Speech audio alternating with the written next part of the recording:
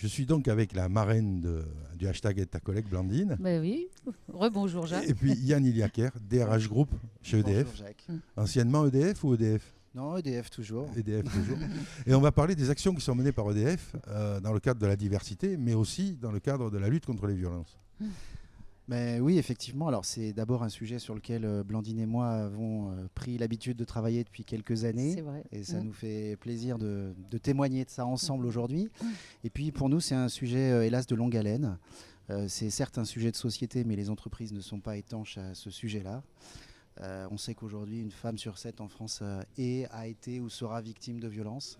Évidemment, EDF compte dans ses salariés, dans ses prestataires, dans ses stagiaires, dans ses alternantes, potentiellement des tas de collègues en difficulté. Et l'idée pour nous, c'est de faire exister le sujet, de conscientiser nos personnels, de proposer des portes ouvertes, des mains tendues. Et ce hashtag, il s'inscrit clairement dans cet objectif. Alors, Blandine, tu m'avais dit que tu avais joué chez EDF Oui, et qu'il était remonté des choses chez EDF. bien sûr, mais je joue demain même. Je joue demain dans une centrale nucléaire. Je vais bientôt les avoir toutes faites. Non, mais c'est vrai qu'on travaille beaucoup avec Yann sur les sujets et de l'égalité professionnelle, du sexisme, mais aussi là on a conçu ensemble d'après des vrais cas identifiés à EDF.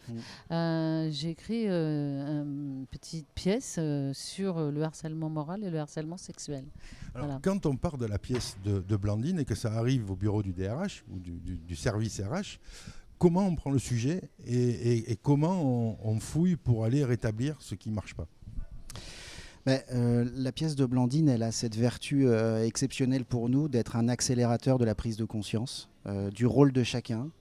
Nous sommes une entreprise qui peut être une ressource extrêmement précieuse parce que c'est d'autant plus quand les choses ne vont pas dans sa vie personnelle qu'on a besoin de retrouver un espace de vie, de survie et de reprise de confiance en soi au travail. Donc c'est ce travail qu'on essaye de faire ensemble. En fait, c'est le message qu'on porte. Alors vis-à-vis des RH, des managers, du personnel, puisque chaque collègue peut être acteur de ça.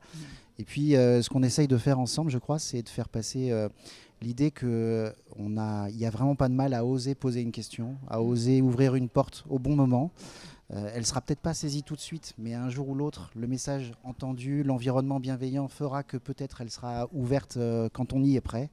Et c'est ça qu'on essaye de faire ensemble, et surtout d'éviter le jugement ou le conseil qui tue du style « moi à ta place, 3 petits points ». Voilà. C'est exactement l'esprit du hashtag Aide ta collègue. Est-ce qu'on peut imaginer que dans les locaux d'EDF et Enedis, on voit le logo, le hashtag Aide ta collègue affiché? Alors, bien évidemment, ma présence aujourd'hui témoigne du fait qu'on est prêt à faire ça. Ouais, on a en ce moment même 2 actions phares pour nous.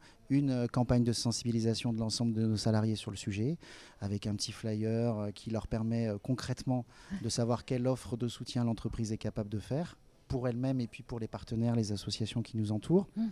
Et puis évidemment, le hashtag Aide ta collègue va nous aider à relayer ça sur nos sites et nos locaux. Donc on va réfléchir ensemble à comment est-ce qu'on peut le déployer. Mais d'ici au 25 novembre, qui est une date clé pour tous les RH, parce que c'est quand même la journée de lutte internationale contre ces questions de violences faites aux femmes, on profitera progressivement de ce temps fort pour faire exister le sujet sur tous nos sites. J'en profite pour dire à ceux qui se posent la question, le hashtag Aide ta collègue n'est pas déposé, et je ne veux pas le déposer, parce que je veux qu'il soit accessible à tous, sans aucune restriction. Alors, il y a déjà plusieurs personnes qui m'ont posé la question et c'est une volonté de ne pas le faire. C'est pour que tout le monde s'en saisisse. Et si demain, on parle là d'EDF, mais si ici sur la Défense, on envoie à la Société Générale, on envoie dans tous les buildings de la Défense, j'en serais heureux. Et c'est pour ça qu'il n'est pas déposé. Plus ça va se propager, et mieux ce sera. On est bien d'accord. Merci beaucoup. Merci beaucoup d'être venu nous dire Yann. ce qui se passe dans une grande entreprise comme la vôtre, parce que c'est les grandes entreprises comme les vôtres qui doivent donner les exemples pour que derrière, avec les sous-traitants et toutes les cascades d'entreprises plus petites, il y ait ce que d'aucuns appellent le ruissellement qui, dans d'autres sujets, n'arrive toujours pas.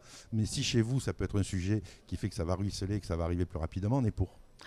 En tout cas, moi, j'ai le sentiment que de plus en plus d'entreprises s'y intéressent. On partage beaucoup entre RH sur ces sujets-là. Il n'y a vraiment ni de concurrence, ni de frontières entre nous. On partage volontiers nos outils, nos pratiques, nos prestataires de qualité lorsqu'on en a. Et donc, ça doit faire progresser les choses rapidement, j'espère. Merci Yann, merci Blandine. Merci à vous. Merci. Et continuez Merci, à bien Jacques. travailler tous les deux parce qu'a Oui. priori, on progresse. Oui, oui.